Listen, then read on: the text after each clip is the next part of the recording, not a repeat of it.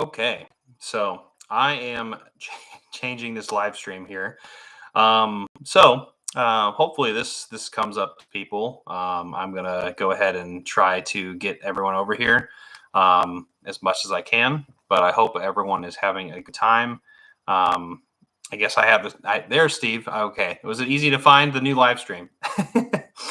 I have one person in right now. I hope that was able to be found. So that was the annoying part, is just getting this going. Mary's here. Hey, Mary. I hope you're doing well. I'm going to try to see if I can delete some live things. Let's see. Deleting that. That never happened. Okay, here we are. Thank you, KB, Mary, Steve, for jumping over. I don't know what was going on. I guess I didn't have it plugged in, and here we are. So anyway, I hope everyone is enjoying their first day of November. I'm still in October mood. Ronnie's here as well. Hey, Ronnie. I hope everyone is doing well. So tonight we are going to be talking about my ridiculous challenge that I had for myself, where I tried to do a 31 days of Halloween and I tried to times two it. Now, did I make it all the way? You'll have to find out as we're going throughout this. So we're going to be talking about all the films that I've been watching for the month of October. I may have cheated just a little bit, and I only say that because there's a few movies I watched maybe prior to October.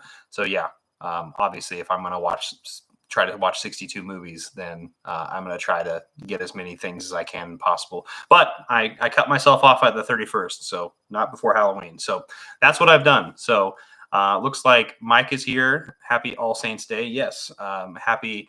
I always say it, Day of the Dead. Yeah, so I'm really excited for that too. So, but yeah. Well, anyway, we're going to be talking about these films, and be sure to jump in and ask questions about random stuff. I mean, it doesn't have to be on topic, so it'll be fun. I just want to go through my film selections and talk about them, and then if any of you have seen these films, we can talk about it a little bit too. And then also just kind of cover different things. And I'm also going to be doing a giveaway. I actually have some codes here that I'm going to be giving away for this live stream, so it should be fun, hopefully. So this is post October, post Halloween live stream, but we're still talking about spooky movies because it's the good stuff. So everyone doing good? Everyone doing good before we jump into this? Looks like Chris made it back. Didn't make it to the end of the alphabet this month. It looks like Daniel, my boy Daniel's back, and hello again, my friend. For the people who are joining in, we're going to be jumping into all the films that I watched for the month, and we're going to be covering that. And so be sure to jump in on these as we're getting along with this. So, all right. So the first movie I watched was back actually in September. A little bit, but I got this from a recommendation, a weird recommendation from somebody I really don't even know. That was I have a friend in real life, and he had his friends, and they were, we're just hanging out, having dinner, and they recommended this movie, and I was like, I've never heard of this movie, and I'm talking about Dead and Buried right here, this Blue Underground right here. Wow. So this movie is amazing. I love this movie. I've never heard of this movie, and I was pleasantly surprised. And honestly, I don't really want to give too much away because I've mentioned this a couple times, I think, actually. But this is a movie that I highly recommend a lot of people check out if you've never seen this movie, and don't really look into it too much. Just watch it as it goes because it is a crazy movie. Obviously, as you can kind of tell, it's probably zombie-esque in nature, but it's just a fun one. And I think that Blue Underground did a really good job on the transfer on this one. Obviously, I hadn't seen this movie previously, so I really can't tell you how much of an upgrade it is. But I was really pleasantly surprised by this weird recommendation from these people that I had never met before. But yeah, it's really good. So it actually is made from the creators of Alien. Obviously, that is, I guess I'm trying to figure out who that is, of course. I didn't, let's see. Anyone can jump in here and kind of help me out with this, but more or less, something very strange is happening in this coastal town. So, Dead and Buried, Dan O'Bannon was involved. That's why. From producers like that. So, but yeah, this is a small coastal town, but there's some weird secret going on here. And it's definitely worth checking out and having a good time. Like I said, we're gonna try to go back in time a little bit for my memory. This is pretty far back when I watched this, but I'm really excited to watch this again, having seen the movie and knowing what happens and transpires, the twists and turns that happen in here. It's good. So Dead and Buried, I highly recommend checking this one out from Blue Underground. Great label too. So that was the first movie I watched. Next, we have this big thing, which I'm pretty sure everyone in the chat has seen this movie. I have plenty of times. I actually watched this movie for the first time not that long ago. I would say maybe 7 years ago, maybe for the first time over this one. But I am hugely a fan of this movie. I'm a huge horror fan in general now, but mostly folk horror is kind of my bread and butter, the stuff that I really enjoy. In fact, some of the questions I'm going to have tonight for the giveaway are folk horror related.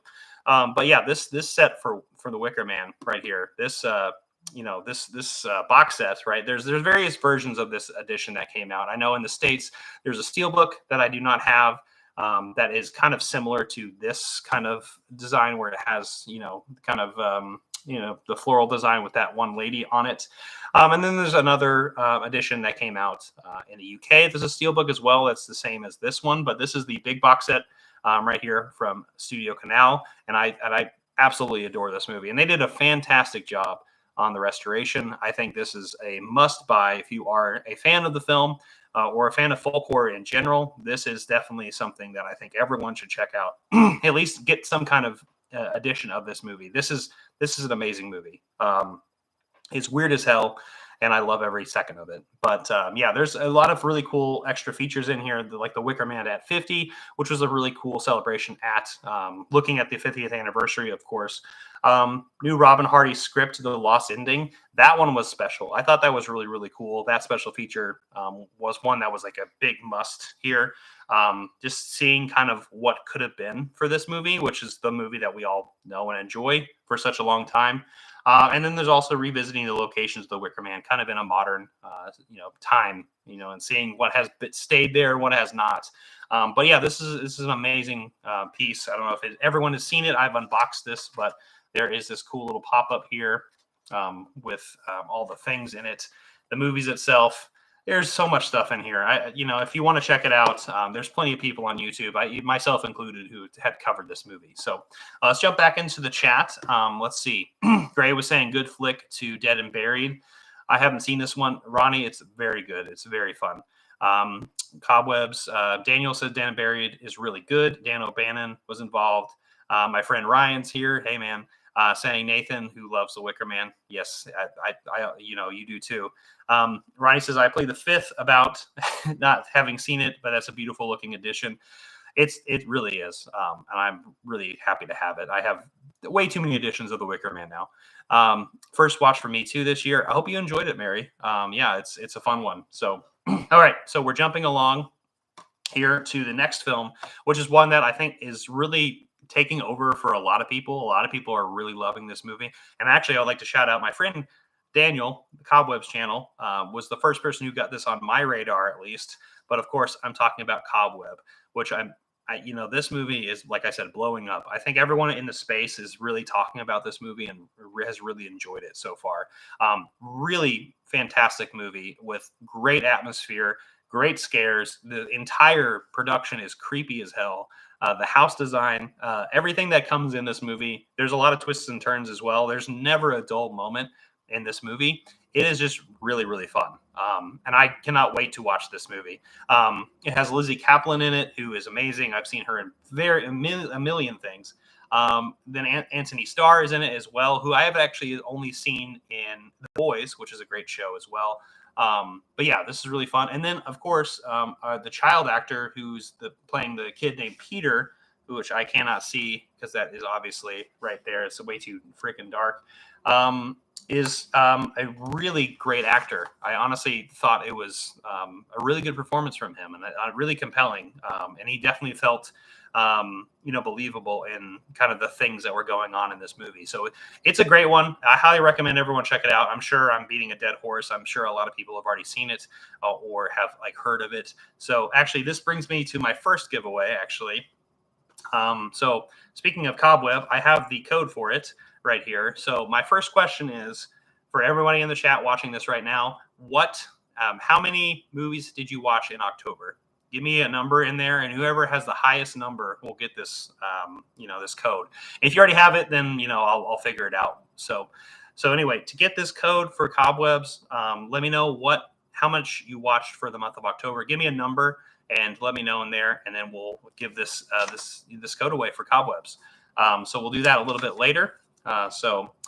It looks like Ryan says not enough. Well, you're busy as hell, man. You do too much stuff, but well worth it too. So if anyone wants to jump in on the Cobwebs, jumping in on that code, just let me know how many movies. At least jump in and how many you watched for the month. I would love to know, regardless of the giveaway, if you want it or not. Mike says 20 million. I believe that. Ronnie says 13. There's a lot of new TV series this month. There really was. And honestly, I might as well mention some TV series.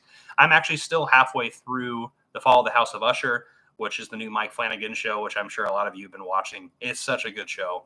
I've been enjoying it so far. And I don't know why I'm in the middle of it. I've just been running around watching as many films as possible. I just came back from Chicago. There's a lot of things going on. Anyway, Ryan says I watched about 15 or 16. Excellent. As we're moving along through this, be sure to let us know on those comments how many films did you watch for October, right? Horror films, hopefully. But anyway, we're going to jump in on still going through the list of all the films that I watched. The next one I'm going to talk about is Asylum. As some of you know who have followed me on my channel, I made a little bit of at the very beginning of October, I did a little bit of a challenge of a new ABC movie challenge. So from A to Z, I watched 26 movies, and I'm trying to do the 31 days of Halloween, and then add 5 wild cards, right? This was the first movie I watched from that particular, little challenge I had. So Asylum has Peter Cushing in it, as you can tell. Really fun little film. I really like this edition. There's really cool poster here with it as well. But yeah, it definitely feels like quite the mad film. So it's definitely, in the middle of an asylum. Dr. Martin, who is our main character, is coming into an incurable asylum with 4 inmates.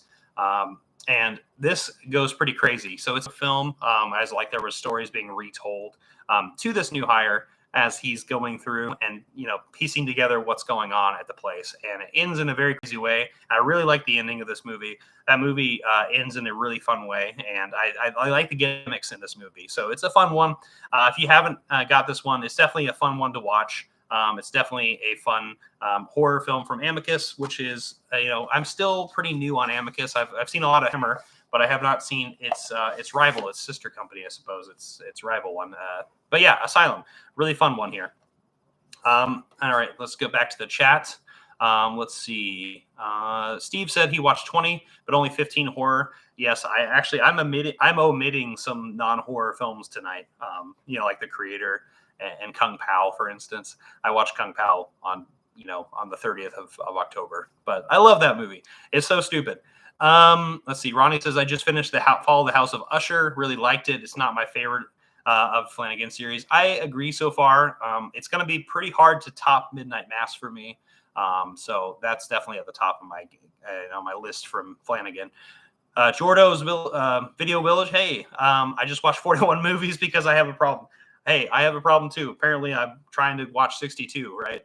So I think Jordo may have won. Jordo, if you want to have this Cobwebs, just let me know. You can message me on Instagram or on Facebook. So if you're interested in this Cobweb digital copy, you might have it already. But anyone, I'll figure this out as we go along. But Chris, my friend Chris said I hit 30, nearly the magic ratio of 1 per day. I love it.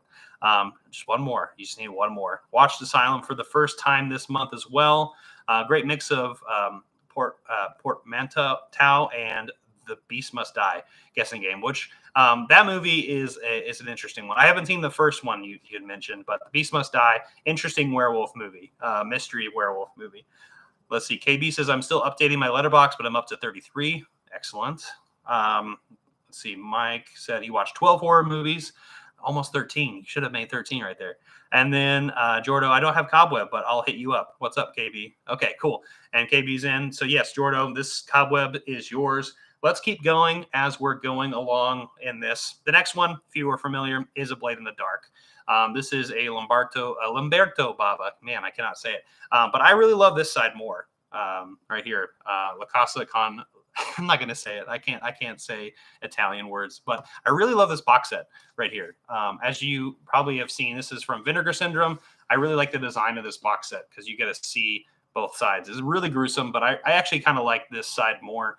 Maybe it's just because I'm a baby, but I don't know how much I could show on YouTube. So there's some things that you can't see from this, but there's a slipcover here. Let's see. Can I show this side? I can show this side.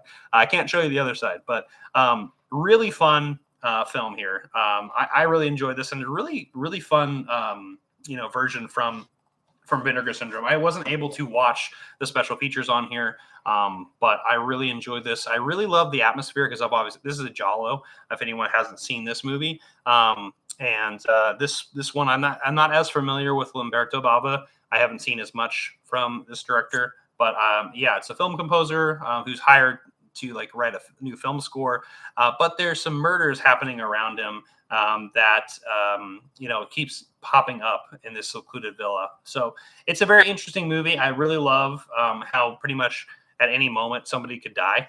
So there's some really cool kills in this one, and it's one of those fun slasher movies, one of those fun Giallo films that definitely keeps you up at night a little bit, and just figuring out if you have someone in your space here as well. Okay, so jumping along from there, I will talk about the letter C. So as we're going along, there are actually a few films that I watched in the theater, which we'll cover right after C. Okay, so for the letter C, I finally watched Paul Schrader's Cat People. And I like this cover more than the new edition right here, which is what Scream Factory put out right there. I actually just like the cover more. Man, what a sexy Cat People film.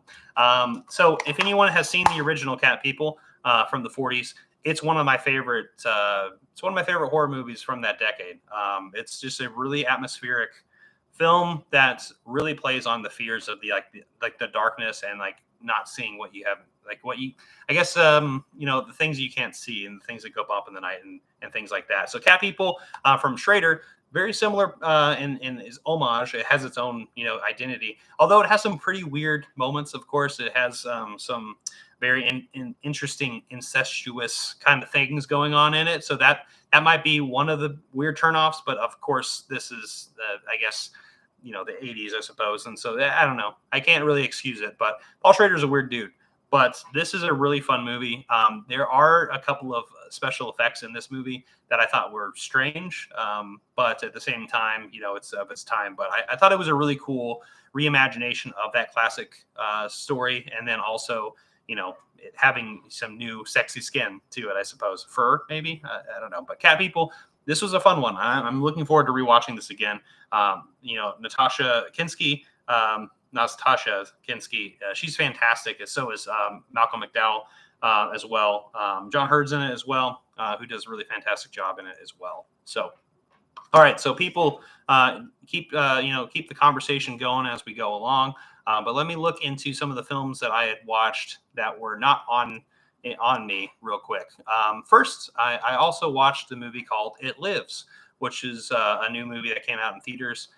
It is a horror film. I don't know if anyone has seen this movie, but it's a horror movie that has a djinn as the demon, and it was interesting. I really love the marketing campaign for it. It Lives Inside. I thought it, really looked like something like that could be potentially really, really good. But upon watching it, I really enjoyed different aspects of the film. I didn't really like the execution of everything, but I did enjoy kind of seeing this invisible entity kind of take out this family and and everyone around it. So it was a really interesting time. But at the same time, I didn't enjoy it fully. But I would like to know if anyone has seen that movie. Just let me know. I'd love to know that. So as we're going along here, I still have a few more things to talk about here before we jump into more movies we're talking about. Let's do a little quick giveaway here. Okay. So this one should be easy. We just talked about this movie, but what is the name of the island from The Wicker Man? First person to get it will get a code of smile right here. So, what is the name of the island for The Wicker Man? Let's see what people say if they want to get the smile digital code, which is a really good movie, too. Really fun one. I feel like I'm losing people. All right. Looks like Mike picked it up. He got Summer Isle. So, yes, that's the correct one. Mike, do you want Smile? If not, I can give it away to somebody else. Looks like Dave's here. Hey, Nathan. I just wanted to stop by and say hello. All the best to you. I appreciate it, man. I hope you're doing well. I need to keep bugging you and Steph. Maybe one of these days I'll have to jump in to one of the live streams. That'd be really fun. So, all right, sweet. Yeah, Mike, just DM me on that to get Smile, and I will send that code over to you. So, as we're continuing along, I'd actually like to jump in and kind of ask you guys, what are some of the things you watched in the early part of October? Any surprises? I want to know kind of what some of your favorite early October watches were. Were there any like new watches that you watched? Were there some like classic watches that like you saw new perspective on? I'd love to know kind of some of the things that you'd watched kind of early on in the month. That would have been, let's talk about some of those things, what you were able to watch. I'm going to jump into D as we're getting more answers for that. So, all right. So the next one that I watched was a first time watch, which is one of my favorite watches of the entire month. And I really, really love this movie. It's Day of the Dead. Yes, it took me this long to watch it. I'm slowly watching this entire series. I have Land of the Dead as well. But holy shit. Wow, what an amazing movie. Night of the Living Dead, of course, I have seen several times. It's a classic. It might be my favorite movie of the trilogy, but this might be it. It's literally right there, neck and neck. And it's weird. I don't know how to compare it, but anyway, I watched Dawn earlier, I think last year for the first time, and that was a really fun movie to watch as well. But then Day came around, and I was like, wow, this movie is amazing. And I just had such a good time with this, just seeing the holdout underground with really insane performances from some military personnel. Who just went absolutely nuts. And then there's some scientists who are trying to see if these undead are, able to are they cognitive? Are they able to function? Have feelings, communicate. What can they do? And I really love that dynamic, and I think it really comes to a head in a really, really, really great way. And the thing is, I like I said, I'm one of the last people who have probably seen this for the first time, but man, oh man, did I love this movie. So Day of the Dead, holy shit, I'm gonna have to get this one on 4K if it ever comes out. And I really love this cover. And in fact, my friend Chris, who's not here right now, who I was just up in Chicago with, he has this poster in his room, and I'm really jealous about that. All right, so jumping back to the comment section, looks like Blaine says Train to Busan, knew and loved it. Wow, Train to Busan, that is a great movie, and it's a really good first time watch. I'm sure you caught some of that. That movie, is definitely like a really special, K horror, I suppose, Korean horror zombie movie that has a lot of really great, different genres kind of blending in together. But it's just such a fun movie. So great choice. Looks like Ryan says, I keep saying it over and over, but watch Targets for the first time. Oh my God, Targets is so good. Boris Karloff. That movie goes in so many different directions. Holy shit. That movie is just such a good film. And you just do not expect the way it's going to go. You kind of see where it's going. And then there's two different stories in that movie. People, if you haven't seen Targets, go watch it. I know that there's really good editions out there in the UK and in the US. Let's see. Going up a little bit. Chris Moen, my friend, says a couple of classic first-time watches, Blood and Black Lace and Kawaii. Ooh, very good choices. I love both those films. I just got the Blood and Black Lace on 4K from Arrow, and Kawaii I have the Criterion version of. Missed out on that Eureka edition, but man, oh man, fantastic films. Looks like Ryan said Day of the Dead is the best of the OG trilogy. See, it's that and Night for me. Those are the two. Anyone who's watching this, what's your favorite of the trilogy? Yes, I know there's Land of the Dead as well. But what's your favorite Romero, zombie film? I would love to know in the comment section over here. Jordo says I watched Altered States, and that was a crazy movie. I have not heard of that movie. So, it's Ken Russell. That's probably why I haven't seen any Ken Russell films yet. I plan on doing it. Let's see. Ronnie says I watched Island of Lost Souls for the first time. Really great. Charles Lawton is just fantastic. That's a fun movie. That movie is wild. And I believe that's the Criterion edition, right? Let me know if I'm wrong on that. Jordo says Day of the Dead is incredible. Justice for Bub, and indeed. Some really just some terrible deaths that should not have happened in that movie, but wouldn't be a movie if there wouldn't be much of a plot if things didn't happen like that. Let's see. Blaine said, watch The Exorcist at a 50th anniversary release for the first time. Oh man, watching The Exorcist for the first time and for the 50th anniversary. Great time to watch that movie. A lot of my friends and my dad included got scarred growing up on watching that movie on television, which is crazy. Looks like Mike said he watched I Monster yet with Christopher Lee. I still haven't seen that yet. I have my indicator version here in my shelf somewhere, but I'll watch that one day. I've heard it's a fun movie. Dell's here. What's up? Steve says, hey, Dell. KB says, I also watched Day of the Dead this month. Same day I watched City of the Living Dead. Nice. Beautiful double feature. I love that. Let's see. Dell says, so this is the 32nd day of Halloween. Yeah. Well, I wanted to have an extra day to watch all the movies that I planned on doing, the 62 challenge that I wanted to do. So yes, this is the 32nd day. Let's see there. Everyone's saying hey to each other. Let's see. I love Train to Busan. Jordo says, I love Kwaidan. Also watched it for the first time this month. Good movie. Island of Lost Souls on the Criterion channel. So yeah, it's on Criterion. Dell says I watched Cobb last night. Really good movie. Really good. I just talked about that. That was one of my first time watches. Mad Love was a new favorite. Ooh, that's a good one. Peter Lorre is really good in that movie. All right, so let's continue with this. Keep talking. Keep talking about the films we've been watching for the month. I would love to know what you've been watching. So let's jump into E. I have an indicator film called Eyes of Laura Mars right here, which is a really fantastic indicator film. It's got Faye Dunaway in it, and Tommy Lee Jones. So this is straight from 1978, right at the turn of the 70s into the 80s. Definitely feels like that time period, and this is a fun one.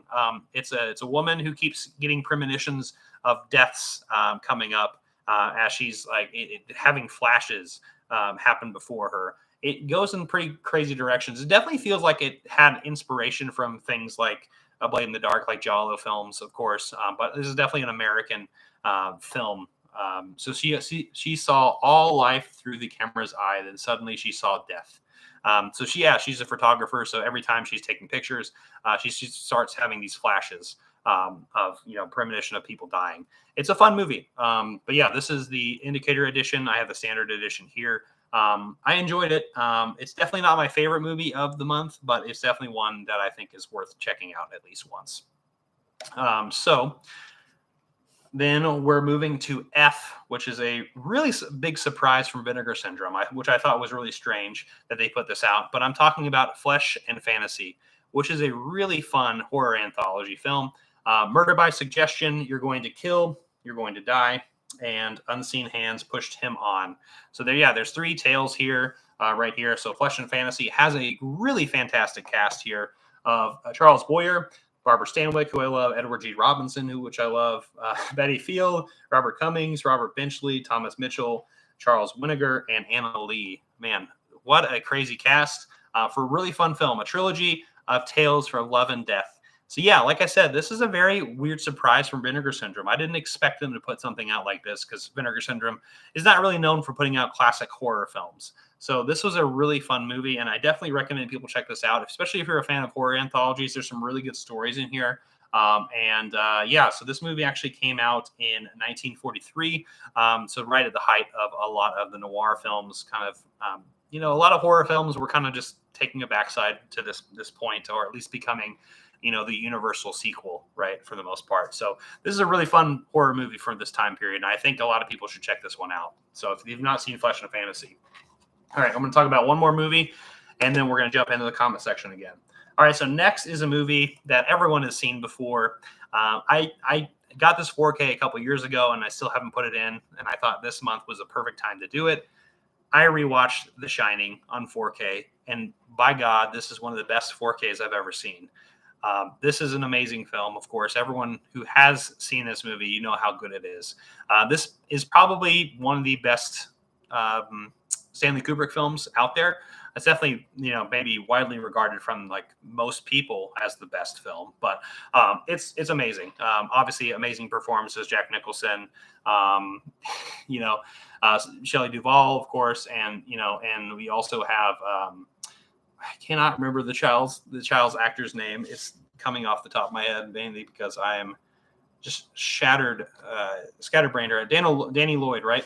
Yes. So Danny, yes, really fantastic 4K transfer.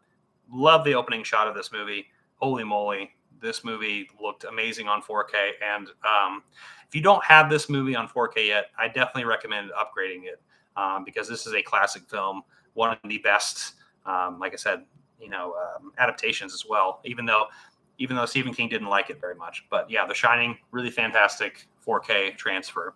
Okay, jumping back in here to the chat, talking about our favorite movies we watched for the month. Isolora Mars was written by Carpenter. Oh, okay. Well, I did not know that, so I'm gonna have to watch that again and have some. Honestly, I can kind of tell now that I'm thinking about it. So thanks for bringing that on my radar, Ryan. It looks like Mike says I picked up the Kino of Laura Mars a few months ago. First watch, very good. Yeah, I think Kino Lorber just put that movie out, so it's a really fun. It's a fun movie, and I'm gonna have to rewatch it now that I know the Carpenter had something to do with it. It looks like Dell said The Descent and Talk to Me were my favorite first-time horror watches this month. Holy moly, both those movies are incredible. Talk to Me, yeah, I guess that doesn't count for the month because obviously it came out earlier, but man, what a great film. Might be the horror movie of the year. Just a really fantastic film. And The Descent, man, that movie scarred me and still scars me. I don't like going into caves still because of The Descent. Such a fantastic film. I watched that with my mom, of all people. And I don't know why we did that. It was stupid. But anyway, it scarred me. Let's see. Jordo says, not horror related, but I finally snagged the Bergman set in the sale. Saw your videos for the set and made me so excited to get into it. Watched Miles of a Summer Night today and loved it.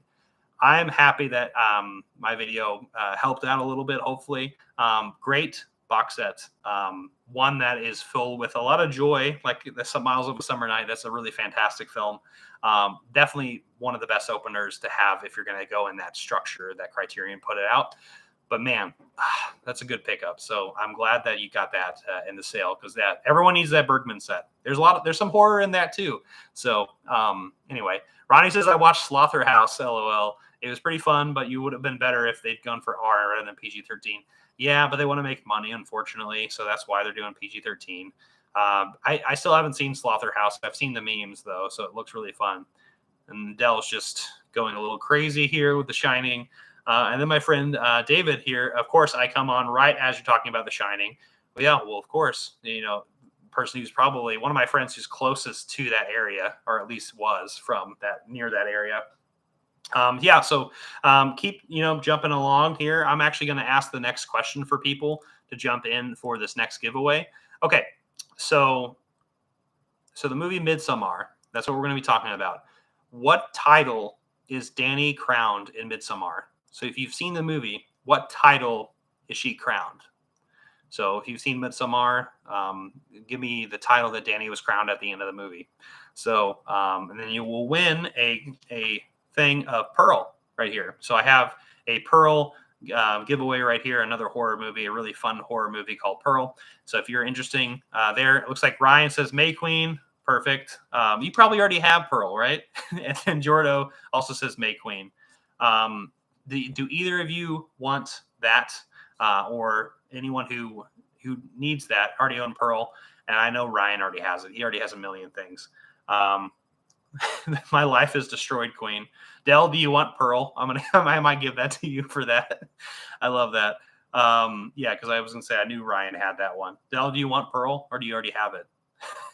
Anyone who wants this movie, digital, just let me know.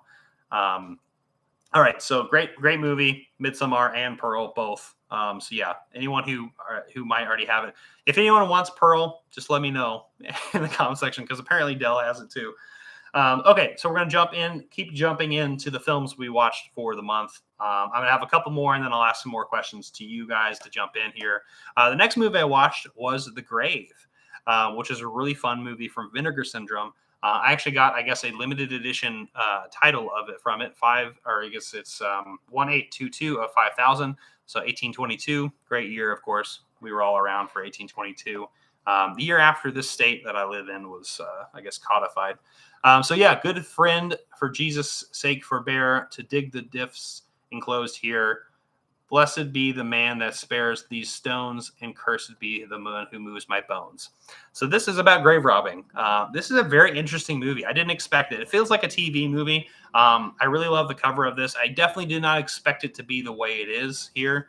But yeah, so this is a really great film here. Looks like we have Craig Sheffer from Nightbreed and Josh Charles from Four Brothers who are in this movie. Keith Davidson even in this movie.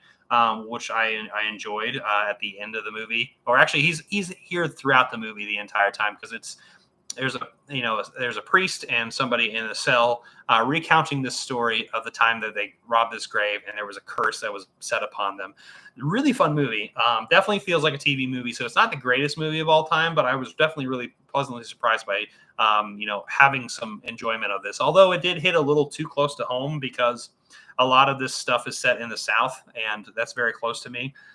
So a lot of this was like the dialogue, at least, it's like, okay, this seems really familiar, weirdly enough. But yeah, it's a fun movie, and yeah, if you pick this movie up, I definitely recommend at least giving it a shot at least one time. But yeah, The Grave, really fun movie. So saw that movie, and then next is a movie that's going to surprise a lot of you that I saw for the first time, which is a little stupid, and I want to know how many people are going to at least give me, shit on this. But I finally watched The Crow. I've not seen this movie before. Brandon Lee, rest in peace. Yeah, I've seen clips from this movie for my entire life. Of course, I've known about this death, and about the unfortunate events that happened during this movie, but I've never seen the movie itself.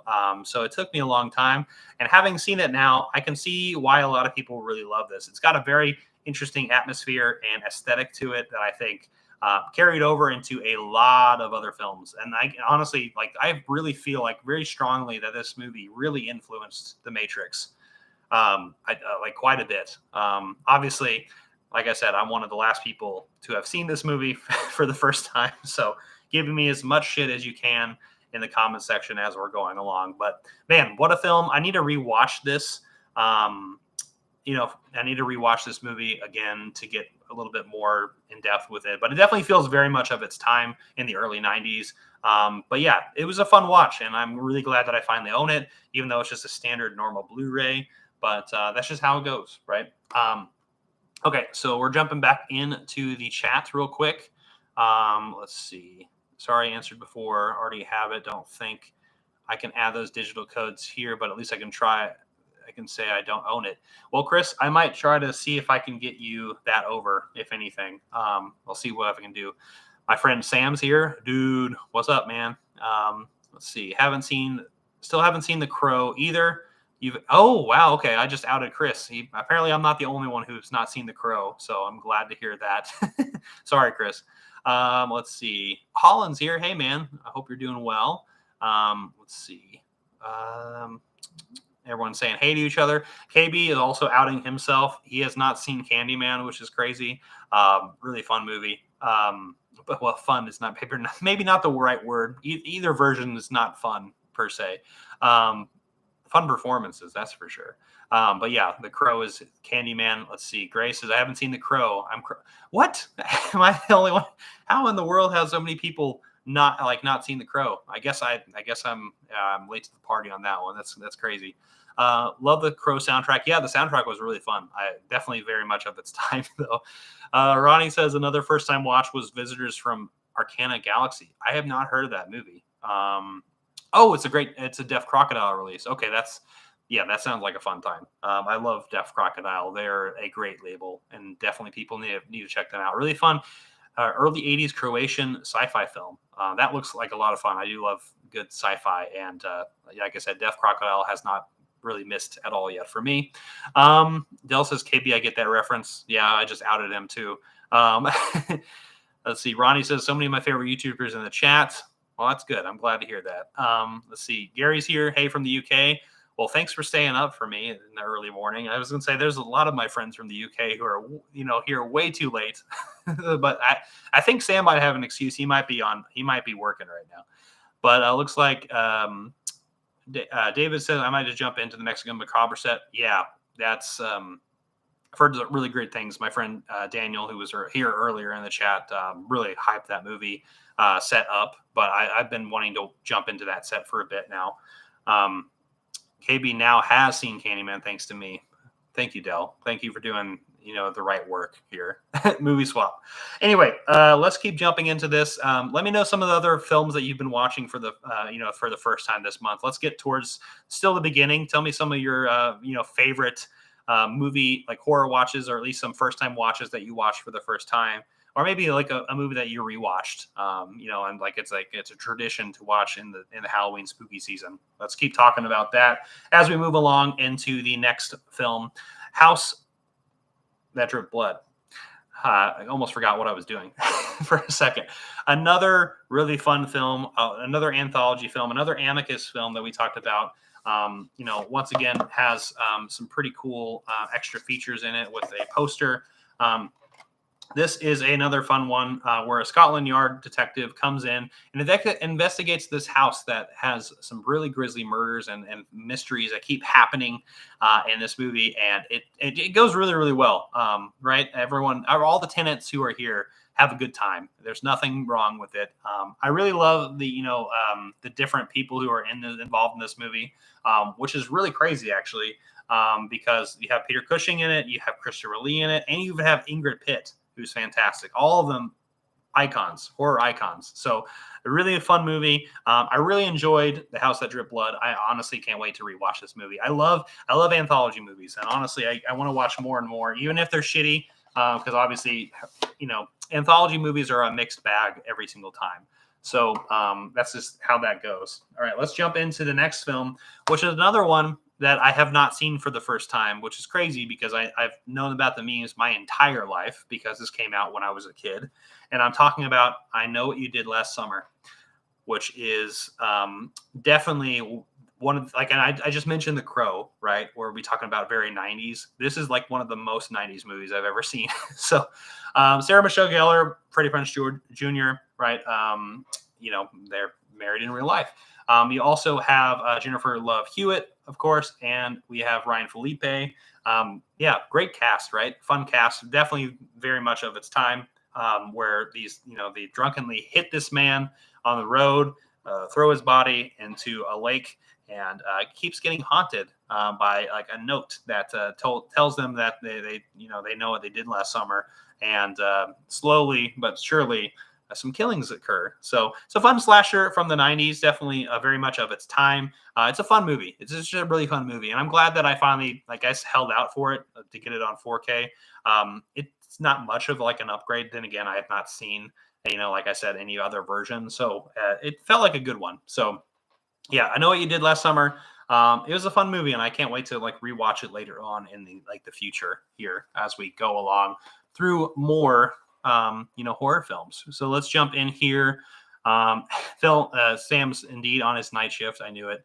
Love that movie swap, Dell. About time somebody got him on Candyman. Yeah, well, I guess proximity. I should, I'll force KB into watching a few movies one of these days. Let's see. Dell says The Autopsy of Jane Doe and The Mouth of Madness were more good first time watches for me this month. I have not seen In the Mouth of Madness still, which is another one that is on my list of things I haven't seen. But Autopsy of Jane Doe, that is a great film. Love the atmosphere in that movie. Super creepy. Lots of really interesting scares. I really, really enjoy that one. Let's see. Cobweb was a pleasant surprise. We actually talked about Cobweb earlier, and phenomenal film. I really, really love it. Let's see. Sam says Targets is probably my favorite first time watch of the month. That BFI disc is man. Why did I get the freaking Criterion? I want the BFI disc now. Don't make me buy it again. Targets is such a good movie, but yeah, again, like I said with Ryan and Sam, go watch Targets if you've not seen this movie. Boris Karloff, great movie. A lot of really crazy twists and turns. Fantastic movie. Loved Ingrid Pitt in the Hammer movie, The Vampire Lovers. I actually still have not seen The Vampire Lovers. I still have that Hammer film on my shelf. Eventually, I'll watch it, right? Dell says, I Know What You Did Last Summer is a fun flick. It really is. And everyone's calling each other jerks. Thanks, Jamie. And then good evening, Nate. Hey, it's Fish. Hey. Okay, so as we're jumping along here, keep telling me about some of some horror surprises. Actually, what was the scariest movie that you watched this month? Let me know what you watched this month. What was the scariest movie that you watched of all? All right, as we're going along through this, talk about more movies that I watched for the month. The next one I watched was one that was a really nice 4K upgrade of The Mist, which I have seen. This is Stephen King's The Mist, a great movie from the mid 2000s, one that has a very notorious ending, of course, and one that a lot of people like remember this movie for. Like maybe that might be the most memorable thing about this movie. It's different, I guess, from the book ending. I actually have not read any Stephen King books, which is kind of crazy that I haven't done that. But yeah, I really love this movie. I really love the production in it, even though the 4K, I think I mentioned when I had talked about watching this movie, it wasn't like the biggest upgrade in the world, but it's definitely a fun movie. And I guess I didn't know this, but there's a black and white version on here, which I have not seen. So I would like to see the black and white edition of this movie. And I really love the beginning of this movie where he's like doing paintings, because that's what he does for like movie posters and stuff. Do you remember what movies he did? Let me know what movies he actually had like paintings of in the background at the very beginning of the movie. If you've seen The Mist, you know what I'm talking about. So let me know what those films are. I would love to know if you are keeping up with that as well. But yeah, great release, really fun movie. It's definitely a heart-wrenching movie, as Dell says as well. Okay, next is actually a movie that I wouldn't consider a horror film per se. It's definitely a folk horror film, if anything.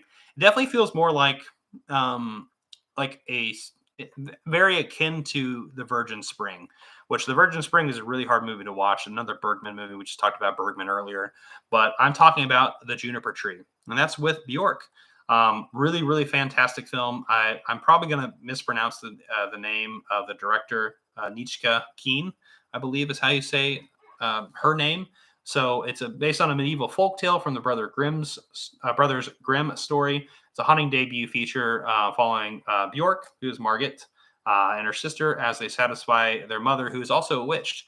So yeah, this is a really interesting film. It definitely felt like a Bergman film of sorts, but like, in a different medieval like time period. But like it's a Grimm's fairy tale. So it's a really fun movie. It's really short, nothing crazy. It's the BFI release that I have right here. I know that there's another label that put this out. I believe if Ryan disconnected, if you're still in the chat, you know what label I'm talking about. I just ordered something because you just mentioned this label. They have this release as well. So I'm excited. Arbelos, I think, is what the label was. Arbelos. So anyone in the States, if you want to get this, Arbelos, but also BFI has it as well. But this is my Region B version. All right, a couple more films and we'll jump back into the chat. So tell me your scariest movie. What's the scariest movie that you watched this month? All right, so next is a Hammer film that I had a really good time with. It is Kiss of the Vampire. I know I just mentioned to Ronnie that I had not seen The Vampire Lovers, but I really enjoyed this Hammer film. It's directed, of course, by the legendary. Wow, seriously? Like I'm blanking right now. Gosh dang it. Don Sharp, and produced by Anthony Hines, of course. Hammer mainstays that have been, a really big deal throughout like pretty much the whole run of the latter part of Hammer's, life. But yeah, this is a really fun film. I did not expect to enjoy this so much. I really love the set design in this because it's definitely set design in several Hammer films that you've seen, probably at a certain studio that we might know if you've seen Hammer films. But I really love the masquerade ball parties that happen in this movie and the mystery that's going on, where like there's a lot of vampires and it's a pretty fucked up situation for a lot of people involved in this movie. But Kiss of the Vampire, this was a lot of fun. This was actually one of my favorite surprises of the entire month. So I really enjoyed this one. All right, last film in this pile, and then we'll jump back into the comment section. The next one that I watched is a doozy. It's the first time I watched this movie, and holy shit, it's The Last House on the Left. Speaking of, most scariest movies that you've watched, this is probably the scariest movie that I watched, mainly because of course, if you've seen this movie, how realistic a lot of this is. Unfortunately, there's some rape and murder going on in this movie, and it's very graphic. It's very much of its time. Of course, Wes Craven, like legendary director, the legendary revenge film. I really love the ending of this movie, but I can definitely tell you this was a hard movie to watch. But I finally was able to watch this movie and give its due diligence. So, but like I said, I really enjoyed the ending of this movie. So anyway, there's that. So yeah, if you've seen The Last House on the Left, this is actually, as Dell is saying, I guess is a loose American version of the Virgin Spring, which, we talked about that earlier with the Juniper Tree, but a very different movie. Okay. So let's talk about more Last House on the Left too, as we're jumping into people's scariest movies. So looks like KB says the scariest film that he saw was probably Hell House LLC. Yeah, I watched that a couple years ago for the first time. That I actually watched all the films. The first one is definitely the best of those. Really fun movie, really fun found footage movie. Of a I guess like a scare house, like a Hell House. Really fun. I really enjoy the first movie quite a bit, and then it kind of goes off the rails if you watch the other movies here. Let's see. Fish is saying hey to everybody, and Steve says 30 Days of Night was probably the scariest movie I saw last month. That's a good one. Don't think it's scary though. It's still good. I mean, yeah. I remember watching that back when it came out, and that scared me. But I was a lot younger back then, so obviously now it's just a fun movie to watch. Just a lot of blood and guts and crazy vampire kills, right? There's some images in my mind that always stay there with 30 Days of Night. Let's see.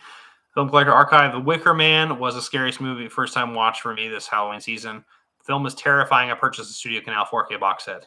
Excellent. I talked about that earlier. That was one of my first things I watched for the spooky season. It's such a great film, and I'm glad you were able to watch it for the first time. I know we've talked about it off camera. So, yeah, a very important movie. Really great movie, though. Ryan said big Arbelos piece in the zine a couple months ago. Yeah, I remember that, and I was like blanking on Arbelos a little bit. I remember you talking about them the other night on a live stream. So good stuff. Let's see. Fish says Cobweb is pretty creepy. Yeah, it is. It's a really good movie. Dell says Five Nights at Freddy's was frighteningly bad. I still haven't seen it. I guess it's available on Peacock, so I might watch it. We'll see how it goes. It should be fun though. Fun in a bad way, I suppose. Let's see. Well done film. Last House on the Left is a loose American. Yeah, we were talking about that. I watched a remake of Last House this year. I've seen the original a few times, always leaving me feeling like I need a shower. I've also heard from people who are watching this right now. I've also heard that the Last House on the Left remake is actually pretty good. Like I've heard really good things about that. So I haven't seen that, but I would like to watch that. But it should be a harrowing time, probably just like the last movie we just talked about. So, all right. As we jump along, let's talk more about some of the movies that we've been watching for the month. Some of maybe what was the funniest movie that you watched, the silliest movie, like you had like maybe going back on like Dell was talking about with Five Nights at Freddy's. What was like the worst movie, like silly and like in a bad way, movie that you watched this month? I would love to know that. So let's keep jumping in on here. Next to the letter M to a second site release that just came out is May. And wow, really fun movie in a very Frankensteinian way about a girl who has some imperfections and wants to change that imperfections and make like the perfect person with different body parts. It's a crazy movie. It's creepy. It's very much of its time. It's early 2000s movie, and this is just a movie that I had a good time with, but also was definitely a little bit freaked out by. But I think I need to give it a little bit more space. I haven't watched much of the special features, but it says on the back, if you can't find a friend, make one. Right. So yeah, this was a really fun, pleasant surprise for the month. So I enjoyed May and the other film that came out during this month as well that we'll maybe be talking about a little bit later. But yeah, as we're continuing with this, let me know what your worst movie that you watched for the month was. I would love to know, like, what's the stupidest scary movie you watched, like, like the bad, or you could take that as like, what's the most fun movie you watched that's also bad, right? Okay, next is a legendary movie that I finally watched on 4K, and I just really, really love this movie right here. And it's a legendary one. It's from Kino Lorber, who did a fantastic job of putting this out on 4K. It's The Night of the Hunter. Speaking of Charles Laughton, which we talked about earlier, the one and only time he directed a film, he made a masterpiece. Of course, we have the legendary Robert Mitchum right here with Love and Hate on his hands, and Shelley Winters, of course, who is tragically, barely used in this movie. We'll just give it to that. If you've not seen this movie, you'll know what I'm talking about. But yes, wow. Yeah, great 4K, really great transfer. I really enjoyed Kino Lorber's work on this, and seeing this upgrade. Honestly, I have the Criterion edition as well as the Night of the Hunter on Kino. I don't know why I just said this twice, but yeah, there's some interesting stuff here, and there are a few new things here as well. At least in terms of the 4K, mostly from the audio commentary and the isolated music and soundtrack, and then there's some holdover special features that occurred as well. But great release, relatively cheap, really great movie. If you've not seen Night of the Hunter, this is one of the best movies on this entire list that I talked about. It's probably it. I mean, it's hard to say. The Wicker Man's up there as well. This is definitely one of the best. In The Shining, this is one of the best movies of all time. Right here, Night of the Hunter. Okay, let's jump back into here talking about some of the worst horror movies we watched for the month. Okay, let's see. I watched the remake. I watched the others on 4K during October and loved it. That's not a part of the of the bad movies. Yeah, I still need to get that from Criterion. That was a good one. It looks like Chris is here and saying greetings. Hey, Chris. Yeah, and I was going to say your greetings from everyone in Edmonton, Canada. I also see another Canadian, posing Canadian in there. One of my friends, Ben. What a goober. Yeah, you are a dingus as well, my friend. Let's see. Film Collector Archive. Class of Nukem High was awful good. That sounds like a fun time. That does sound like a really fun time. Let's see. Ben, what did you watch Freddy vs. Jason? You didn't tell me about it. Come on, dude. That movie is great because of the soundtrack. The hard rock soundtrack in that movie is quite a fun time. It looks like Dell says yes. FNAF was the worst, but The Car was a fun bad movie I watched this month. I have not seen that movie, but I remember people talking about that, so I need to watch The Car. Honestly, it looks like a good time. I guess Steve says The Night of the Comet was the goofiest one I saw this month. Didn't that just come out? Like a 4K of it? I don't know. Let me know. I guess Andre saying, hey man, it's good seeing you. Dell, I love The Car, fun flick. I also watched Night of the Comet, bit silly, but very 80s and had a good time to watch. Yeah, it must have just came out. I feel like, yeah, it looks like a fun movie. Most fun watch, Ronnie saying, the most fun watch I had moving this watch. Yeah, I cannot talk. It's really late now. The most fun I had watching a movie this month was watching a Hallmark Christmas movie with my friends and making fun of it the whole time. It's a good time to do that, at least now, especially. But it's always a good time to make fun of Hallmark movies. It's a good month of picks. So the worst was 976-Evil, says KB. Not heard of that one, so I don't know much about it. All right, so let's keep jumping in on here. Keep talking about some of the things that we've been picking up. Actually, yeah, speaking of that, as we're jumping along, what was your favorite pickup of the month? If you got a horror pickup, like a horror Blu-ray or 4K or VHS, let me know some of those pickups, right over here. I'd love to know what you've been picking up. Okay, next is a Blu-ray from Kino Lorber. It is Planet of the Vampires, the Mario Bava sci-fi horror film. Wow, what a fun movie though. I really just like the atmosphere of this movie because the set design is just absolutely bonkers. Mario Baba, of course, as if anyone has not seen a Baba film, one of the best in terms of like having a good color palette, having like a good set design in the background, and just crafting something really really special. So this was a very interesting movie because I've really only seen mostly horror films from Mario Baba, but not really like a sci-fi horror film. But yeah, this is a really interesting movie. I need to rewatch it, but it definitely has some very classic moments that feel very much of its time, but also pushing the limit a little bit as well because this came out in 1965. So yeah, this was a really fun movie nonetheless, and yeah, great release from Kino Lorber. So got a brand new 2K master on it as well with some good commentary as well. So yeah, Planet of the Vampires. I saw that. That was a fun movie. Next is another Hammer film that I actually have watched before, so I can't say too much on it. But I had to put a Q in my ABC movie challenge, and I'm talking about Quatermass 2 right here. Brian Donlevy. This is another science fiction movie, so I had a kind of double feature with Planet of the Vampires. But this movie came out in the late 50s, 1957, which is one of the best movie years ever. But yeah, this is the second in the Quatermass films. I have not seen the Quatermass in the Pit, so maybe I should have watched that one. But Quatermass 2 is a fun one, kind of just going back on, I guess, the original BBC series, but played by Hollywood veteran Brian Donlevy, reprising his role from the Quatermass Experiment. So it's a fun movie, definitely very much of its time. So I watched some sci-fi movies here as well, jumping into the month. So let's jump back into the comment section. Let me know still what are some of the things you picked up for the month. So like what are some of the best Blu-ray and 4K or even VHS that you saw? I didn't mention DVD, but yeah, tell me some of your favorite pickups, some favorite horror pickups for the month.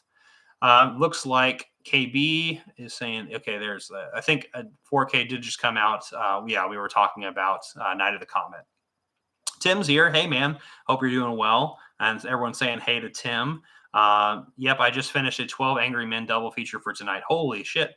Well, you've been sitting in court all day, huh? It looks like. I have not seen the 90s 12 Angry Men. I've heard good things, though. I have it on the shelf, but I need to figure it out. So 24 Angry Men, as Steve says. I like that. You could have put it that way. Are you sending back the Jurassic Park set? Oh, I guess he's talking to Tim. Let's see. Ronnie says, not a horror movie, but one of my favorite pickups this month was Prey. So happy that I finally got a physical release. I would consider that a horror movie. And Predator's a horror movie. Yeah, I love Prey. I need to pick that up still. It's still too expensive for me, in my opinion. I want to get it, but I feel like, I don't know, it's like $25 right now, which is a little too expensive, but who knows? I don't know how long it'll be out for a while. So anyway, I don't think so because I'm afraid of getting one even worse shape. Damn Best Buy. Darn Best Buy, I guess. Let's see. I've got to head out, but y'all have a good night. See you, Jordo. Thanks so much. And feel free to message me for that giveaway. So speaking of giveaways, we're still doing giveaways here for the people who are here. All right. So the next question I have here is, what year did The Witch portray? So if you've seen the movie The Witch, what year did it portray, like in the movie? Like there's one particular year that it like set out to be. What was that year? And for this one, I'm actually going to be giving a Last Night at Soho, which is another fun horror film from Edgar Wright, as the thing. So what year did The Witch take place? If you've seen the movie The Witch, what year did it take place? You'll get a Last Night at Soho digital download. So 17 something. I'm right there on you with Pray Nathan, still waiting. Yep. So still let me know what year did The Witch take place if you've seen the movie The Witch. Dell says he finally grabbed the 4K release of Fright Night yesterday and have Scream 3 on the way. Excellent. I have that 4K Steelbook of Fright Night as well. There's very few. I'm not a Steelbook person, but that Steelbook's cool. Yeah, so it's a good one.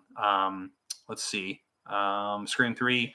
It's a fun one, but I've heard mixed things from some people. So still, if you're following along this, what is the year that The Witch took place?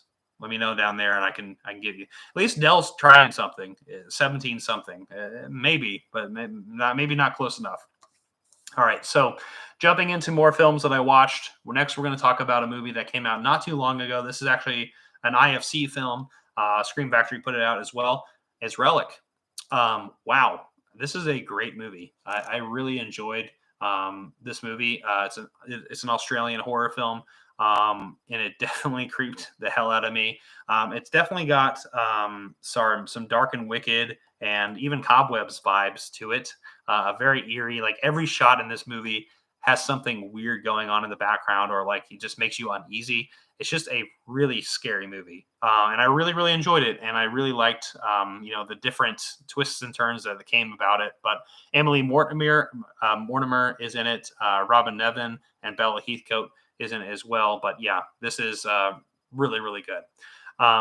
So yeah, if anyone has not seen Relic, I definitely recommend people check this one out. It's not that expensive, so check this movie out. At least stream it somewhere. But yeah, Relic, definitely recommend that one. It's a good one.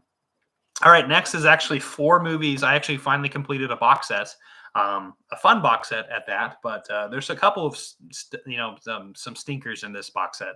I finally finished the indicator set of William Castle Volume 2 right here. So I have this indicator set. I've had this for a while. I actually covered the first one with my friend Steph, Movie Chatter. We talked about those films. William Castle is a fun, gimmicky guy. He likes to make a lot of gimmicks in his movies. But I watched all the movies in this, and some of them covered some of the letters in the thing, my challenge here. But let's just go in order of how they were. First is Zots, which is not really a scary movie whatsoever. It's kind of a comedy of a guy who accidentally, gets a power, and with the point of his finger, he can kind of hurts people's stomach and like making them do things and stuff. It's a very interesting one, but it's definitely one of the worst movies I watched of the bunch. But it was a fun movie nonetheless. Next is actually nope, I'm going in order here. Next is 13 Frightened Girls, which actually is probably the worst movie of the bunch. Of everything I've watched this entire year, this is like a weird, almost like William Castle tried to make like a Disney movie. It felt like it's very strange, but it also has some very of its time stereotypes that are happening in the movie that definitely just don't work very well. So it's definitely a Disney James Bond film, and it's Will Castle. I don't know. It's a weird one. I don't really recommend 13 Frightened Girls. So that's definitely the worst in the set. Next is actually a really fun one. Of course, it is a remake of The Old Dark House. This is a fun film with a lot of really crazy twists and turns. Just being around a family that you don't want to be around, right? In a creepy, old dark house, I suppose. If you've seen the original, it's so good. James Whale's Old Dark House, really, really great film. Definitely recommend people check that one out. At least the Eureka put out a really good edition of it. But this movie, it's a fun colorized version of this, William Castle style. So it's a fun one nonetheless. So it opened the door to the Nut House of Terror is what it says. And then the last film I watched in this set is Straight Jacket with Joan Crawford. In fact, actually, my friend Daniel had talked about watching this for the first time as well. So so we both watched this at the same time. But Joan Crawford, fantastic. She's great. She at the very beginning of this movie, she gets jealous of her husband, kills him, and has a little girl who's also like kind of witness to it. And it kind of fast forwards into the future where she is finally let out on good behavior and changes the dynamic of everything. But then there's some more killings that start happening, and you don't know who's doing it. So, but yeah, I can see Joan Crawford, really great, cover, really fun movie. Diane Baker's in it as well. Leif Erikson, not the Viking, of course. Howard St. John is in it as well. Really fun movie, and fun box set overall. Definitely the worst of the two William Castle box sets. Although the Old Dark House and Straight Jacket are definitely good recommendations from this particular one. Even though, like I said, this is the weakest of the two. Let's jump back into the chat here. It looks like Dell finally got the year for The Witch, which is 1630. It is 1630. Dell, do you want The Last Night at Soho? I can let you have it. I've been thinking of that William Castle set several times. Indicator sets are so well done. They absolutely are. Yeah, I love the indicator sets, and the only thing I haven't done is like gone into the special features of these movies. I really only have interest in jumping into the special features for the last two films that I had mentioned, but man, they put a lot of effort into these sets. It's really good. Looks like my friend Ken is here, Mid Level Media. How's it going, man? It's good seeing you. Welcome to the live stream. Will Roberts says both of my scary films were on the Criterion Channel, Body Parts and the classic Vampire. Fun movies. Well, Body Parts is different, but Vampire is actually coming up a little bit shortly, so I'll talk about there in a little bit for my letter V, right? Fish says, hey to Kenny. Let's see. Ronnie says, I love the original Old Dark House. I have the Eureka Masters Cinema release. Yes, so do I. It's a great release. Definitely people go check it out. Ken and Fish are saying hey to each other. Tim says, I blind bought so many movies purely off of Joan Crawford name. A movie legend. I remember you talking about Joan Crawford the other day, so it makes complete sense. I get it.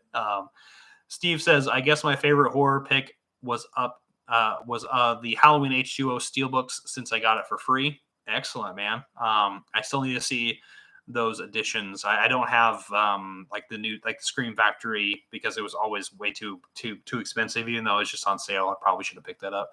I've never seen a Halloween film before last month. Watched the first and second ones. They're great. Definitely recommend 3 as well, even though it has really partially nothing to do with the Halloween movies, but it's a personal favorite of mine and a lot of people's actually. Dale says, send it on. I have my own. Okay, yeah, I will send on Last Night at Soho. Just message me. Yeah, be sure the people who have been jumping in on this message me on these because I'm going to completely forget if I have that. So I have owned Joan Crawford. It'll take away my pink, or they'll take away my pink card. I love that, Fish. Yeah, you have to own Joe Crawford. Doesn't matter where you come from or what you are. So that I love it. Let's see. Let's jump into the next film that I watched. It is a Dario Argento film. For the first time I'll watch, I saw Tenebrae. I think I'm saying it correctly. But yeah, really great Argento film that is definitely, the spiritual, I guess, sister of Suspiria, of course. Notorious horror classic returns in its depraved glory here. It's a razor wielding psycho who's stalking the horror writer Peter Neal as he's trying to get his latest book, which is Tenebrae, where he is trying to get the killer where he got this story from. And there's some things that just keep happening left and right. And I really, really enjoyed this movie, even though I don't have the 4K of it. I got the Blu-ray of it, not too long ago because it was on sale. So yeah, it was just a really fun movie. And it's just, I don't know. It's just one of those movies that like, there's a lot of disgusting things that happen in this movie. And, but I kind of loved it though.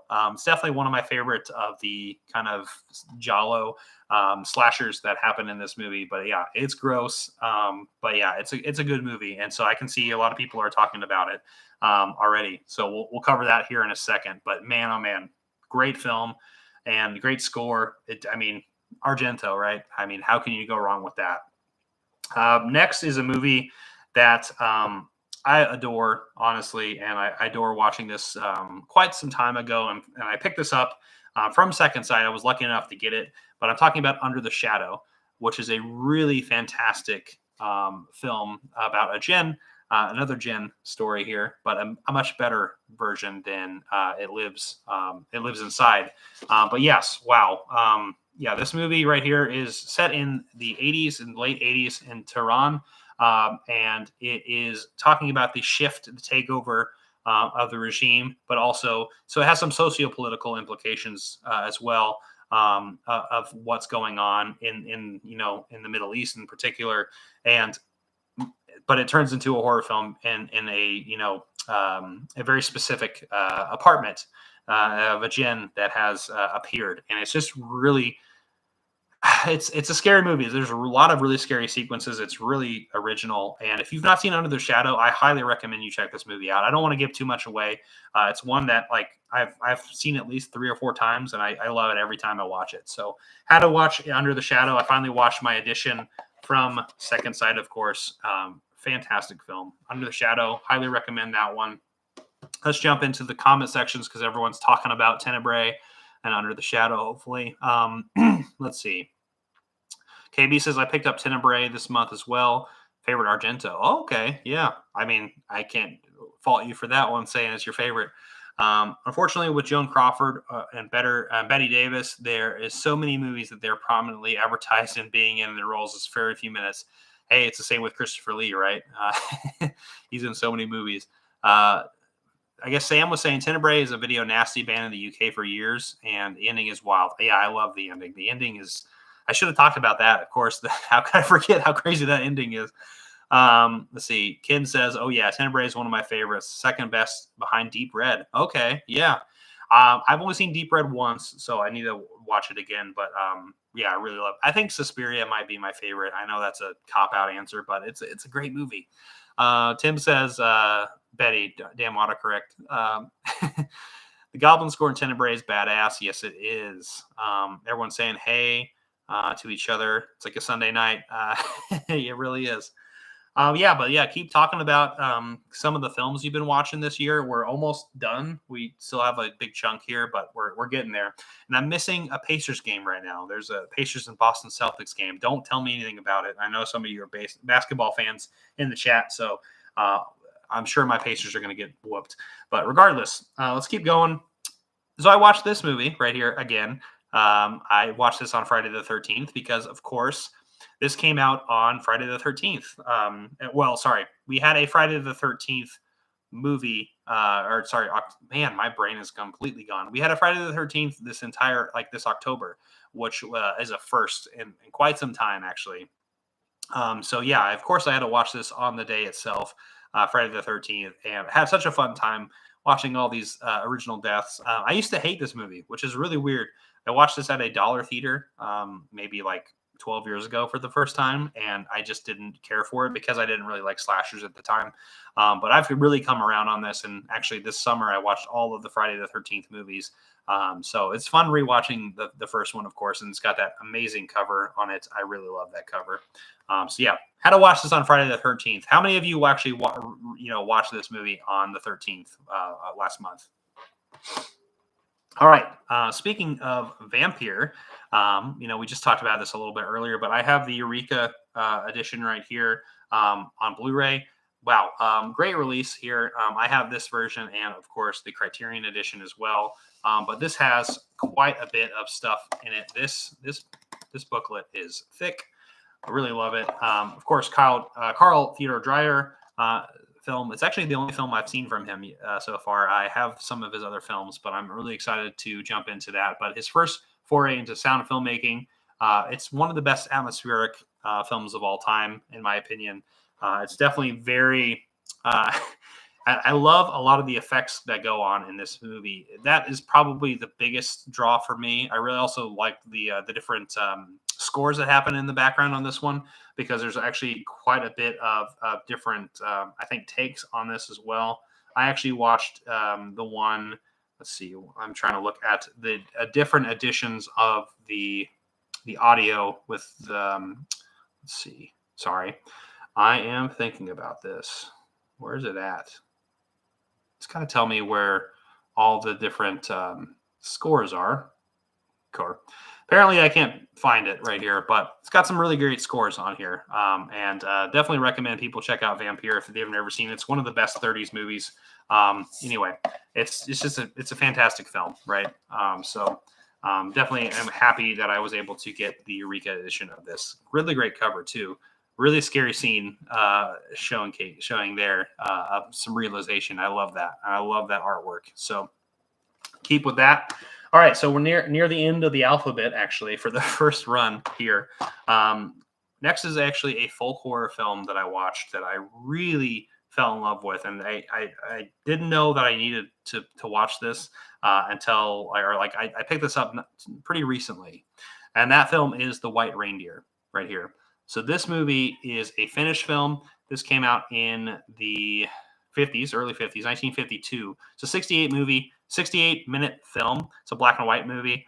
It's a really fun movie. This is like one of my favorite like discoveries of the month.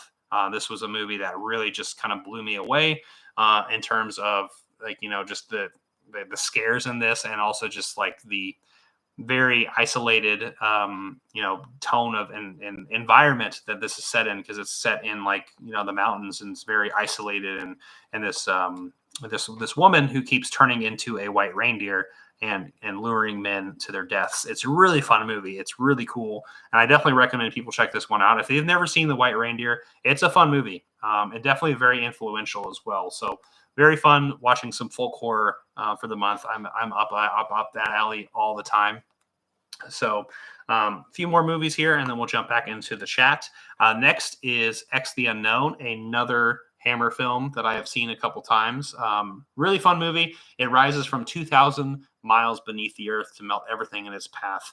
Very much, trying to capitalize on the Cold War during this time period. Very much like, talking about Quatermass, right, that we talked about earlier.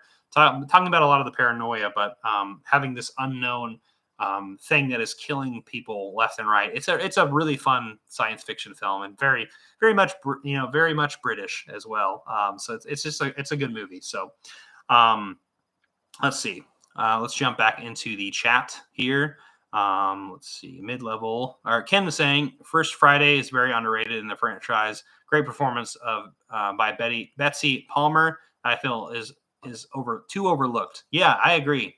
Yeah, honestly, the First Friday, it's definitely one of like, it's not like the strongest of the Friday the 13th movies. Some people might like that the most.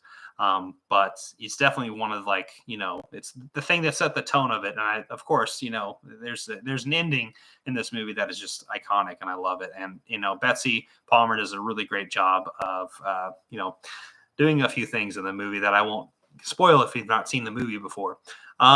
Let's see. Fish says you got to watch Friday the 13th on Friday the 13th, of course. So I'm glad I wasn't the only one who, talked about that and watched that movie during that month, or at least that day, right? Ronnie says a new favorite new watch last month was The Servant. I still need to see that. Joseph Losey, right? We'll definitely be picking up the Criterion and Barnes & Noble. I have the Studio Canal edition of that film, so I'm really excited about that. Elliot, actually a good friend of mine, and a lot of you talked about that film, and definitely made me want to pick it up, so I did. Looks like Sam loved The White Reindeer. I covered it in the World Cinema Challenge a few years back. Yeah, I'm glad I'm the only one who was able to watch that movie, because it's just a fun one. Honestly, it's one that is not talked about hardly at all. Make sure you slap a fin on that like button from our boy Fish, of course. Looks like Steve says, I love Shadow of the Vampire, but I would say it leans much more into somewhat spooky than scary. I just love the fictitious behind the scenes of Nosferatu story. Yeah, it's a good one. I enjoyed that one as well. All right, so we have a big section of movies to check into. I only have a little bit left. We're about 1/3 of the way through, right? So we're almost done with everything. So let's jump into this. Let's do a giveaway real quick as we're doing this. Okay, so as we're jumping into some more questions, I would like to know kind of what was the biggest surprise for you this month in terms of your horror watching. Did you pick any films that like really surprised you, just like in terms of how scary it was, or just how good it was, or just didn't know how how it affected you? What are some of those films you were able to cover? And I'll be talking about more as we're getting along through those answers.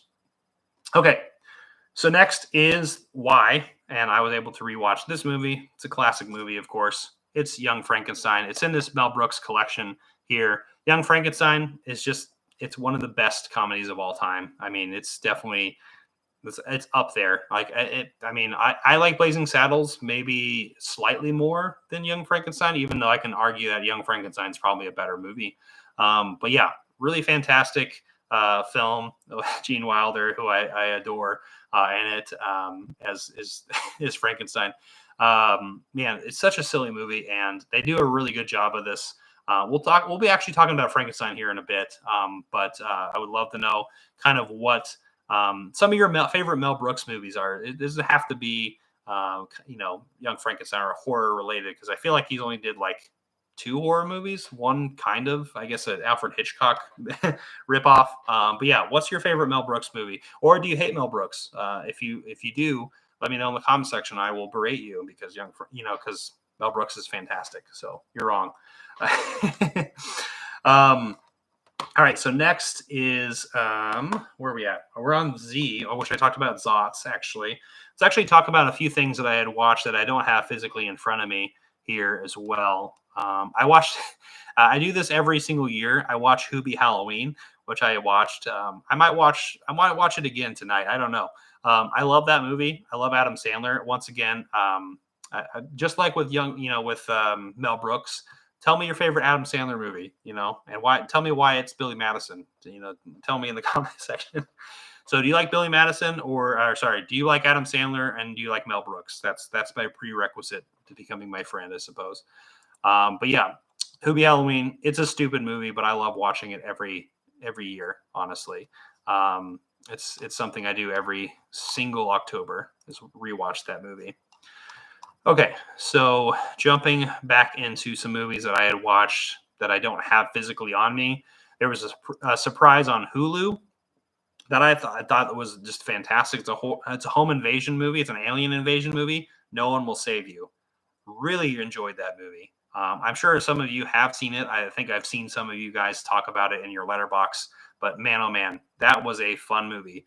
I did not expect to be as on the edge of my seat as I was watching that movie, but No One Will Save You was just a really creepy movie that honestly I didn't know what direction it was going to go in. There was a few moments that felt very like heartfelt, and then it got brutal really quick. So it's just back and forth, but man, it's a really fun one. So yes, as everyone keeps jumping in, keep talking about Adam Sandler, keep talking about Mel Brooks. This is what I want. This is all I care about. Although No One Will Save You, I definitely recommend people checking that movie out. Another first time watch, which I don't have in front of me because I don't have the DVD. I don't know if there's a Blu-ray of it. There might be, probably is. But I saw Queen of the Damned for the first time. Another movie that came out very much of its time, very early 2000s. What a crazy soundtrack! I actually mostly know Queen of the Damned from the soundtrack, honestly. But that was my letter Q. That was my actual letter Q. I also watched Quatermass too. But yeah, fun movie, and R.I.P. Yeah, great, great movie. And honestly, I just wish there was more of her, Aaliyah. So I watched that for the first time as well. Let's see here. What else did I watch in theater as we're jumping along, and we'll jump back into some Adam Sandler. I also saw the new Exorcist Believer, and that wasn't very good. The new Exorcist movie was just not as good as I wanted it to be. It was fine. I don't think it was as bad as a lot of people are saying it is. Like, it definitely feels like a 2 out of 5, maybe. I don't know what I rated it. What did I rate that movie? Did I give it like 2.5? I did give it 2.5. Maybe it was recency bias. But did you guys watch The Exorcist Believer? What do you think of it? I'd kind of like to know what your thoughts on that were. All right. So as we're jumping along into some Sandler talk, and also some Mel Brooks talk, Dell says Young Frankenstein is my number one Mel Brooks film. It's pretty up there, right? Of course. Young Frankenstein would look so amazing in 4K. Yeah, honestly, give me a 4K Mel Brooks set. I'll take it. That would be amazing if I could get that. Kino needs to get more Mel Brooks out on 4K. Kino would do really great work if they did that. Ronnie says, I need to rewatch Young Frankenstein. I haven't seen it since I was a teenager. It still holds up. Such a good movie. Let's see. KB says, I watched good found footage films. That's rare for me. Ganja Haunted Asylum. I've heard such good things. I still haven't seen it. What is that on? Like, what label is that on? I kind of don't know if Ganja Haunted Asylum is out on a particular label or if it's like its own thing. I just want to watch it, honestly. Let's see. Ken says favorite Sandler is Wedding Singer with Billy Madison as a very close second. That's fine. Although Billy Madison is definitely the one for me, right? It's a fun movie. Yeah, I really like The Wedding Singer as well. Suntan lotion is good for me. Yes, and so is shampoo is better, and or is conditioner better? Who knows? I like Serious Sandler much more than comedic Sandler. Uncut Gems is my number one. Hey, that's totally understandable. Uncut Gems, Punch Drunk Love, Hustle. Like he's like Adam Sandler is just a great actor. I really like him in most things he does, except for like his maybe middle era where he's like doing Jack and Jill and bedtime stories, things like that aren't that good at all. Um, but yeah, I like Sandler.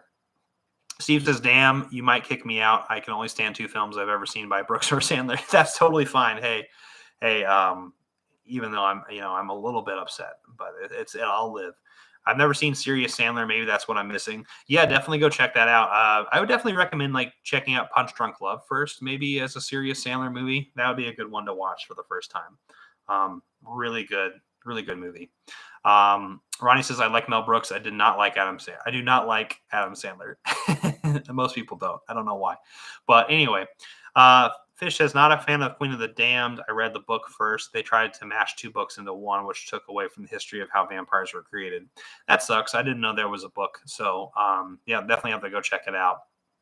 Hot on Sama is a well-go USA Blu-ray. Okay, I'll have to check that one out.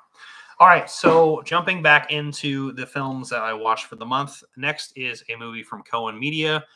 It is The Awakening right here with Rebecca Hall, who I love. I love Rebecca Hall and her films that she's in. Dominic West is in it as well, and Amelia Stoughton. It's about a horror, at the very beginning of the movie, like there's like this seance. This is set in like the early 1920s, I believe. And then they fake a seance and get some people out of money, and then she actually goes to a boarding school that is haunted. Feels very much like The Orphanage in a way, but in a very modern, I guess this came out in 20, let's see, I think 2012 or something. 2011 is when this came out, but yeah, it was a fun movie. It's a fun British movie. I like Rebecca Hall quite a bit, so this was a good ghost story that's very reminiscent of The Orphanage. If you've not seen that, that's what I recommend. Next is another Mario Bava film. I watched Bay of Blood for the first time. This was a really fun movie. I love that cover. First of all, I can show you that cover, which is great. But definitely one of the most influential horror films of all time. Bay of Blood, aka the twitch of death nerve. It's a spurting artery from which future slashers would flow. Yeah, there is a lot of really fun kills in this movie. I didn't expect it to be a slasher. I thought it was going to be more of a Giallo. I guess it is kind of similar to that, but yeah, more Mario Bava films. I'm falling more and more in love with Mario Bava and the films that he's made. So I saw two, right? I saw Planet of the Vampires and A Bay of Blood. So this was a really fun movie. This is out on Kino Lorber, on the Kino Lorber Classics line. So next is a movie. We're almost here. We have a few movies left. And I'm going to try to quicken this up because we're going to try to get this done here shortly. But next is a movie is a movie that I talked about on the Rad 9 Movies That Scared Me challenge. I finally rewatched this movie. It's been a long time since I've seen it, and it did not hold up very well. I'm talking about Darkness Falls. I finally rewatched this movie about the Tooth Fairy, and this movie isn't as good as I thought it was. There's some really crazy twists that happen in this movie. It doesn't look good. And also, the Tooth Fairy, who is the villain in this movie, is not terribly too scary. Although the very beginning of this movie is really good. That's the part that I remember as a kid scaring the hell out of me. But yeah, actually, speaking of the Rad 9 and that challenge, what were some of the movies that scared you, growing up? I kind of want to know what some of you watch, what some of you like kind of chose some of your scary movies that like you had memories of growing up and like just really like kind of scarred you a little bit. I talked about The Descent earlier. That was one of them, but like Darkness Falls, another movie that really scared me as a kid. But yeah, I would kind of love to know some of your choices that you watched, that scared you and scarred you, I suppose.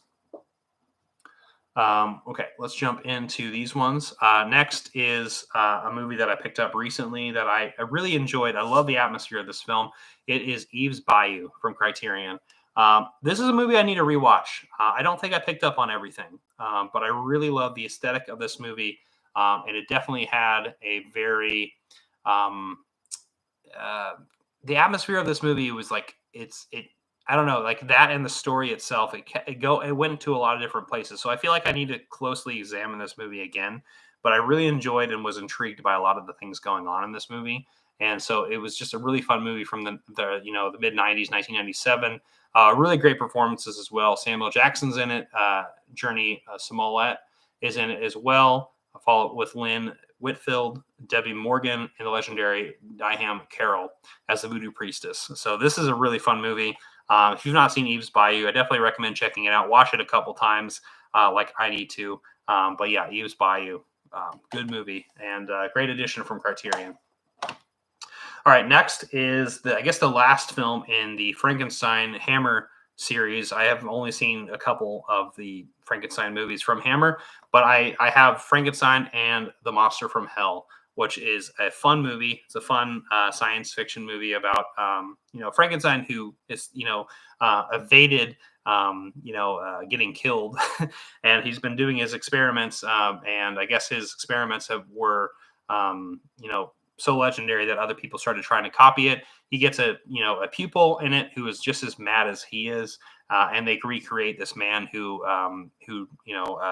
was a vicious murderer, and but they do it in a very weird way, creating a really monstrous looking creature right here.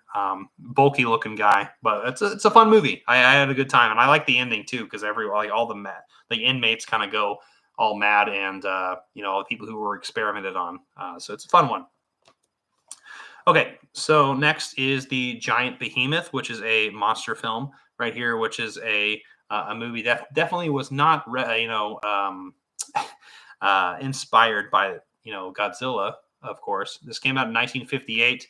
This was a fun movie. That it really had, mostly dialogue. It's definitely one of the weaker films as well, but I really like kind of the stop motion animation that happened in this one.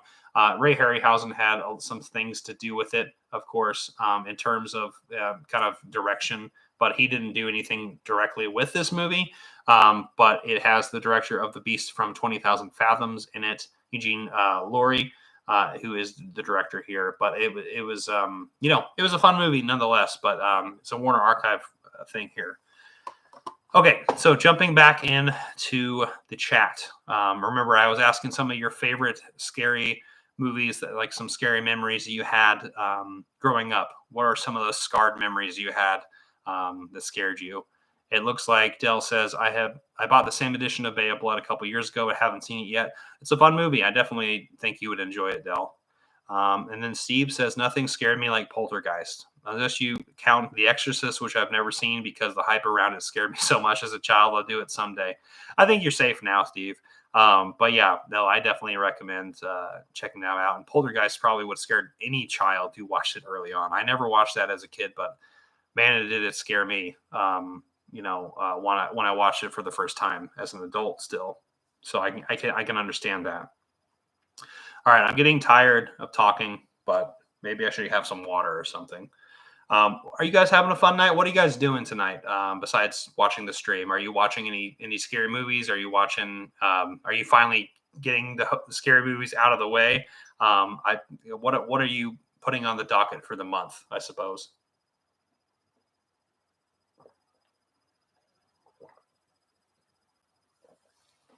Okay, we're almost done, and then we're going to talk about some more Christopher Lee, Peter Cushing nonsense with also Vincent Price and John Carradine and Desi Arnaz Jr. Man, House of Long Shadows. So this movie kind of blends a lot of the things we talked about a little bit earlier with like the Falls of House of Usher, the Old Dark House, a lot of that kind of stuff.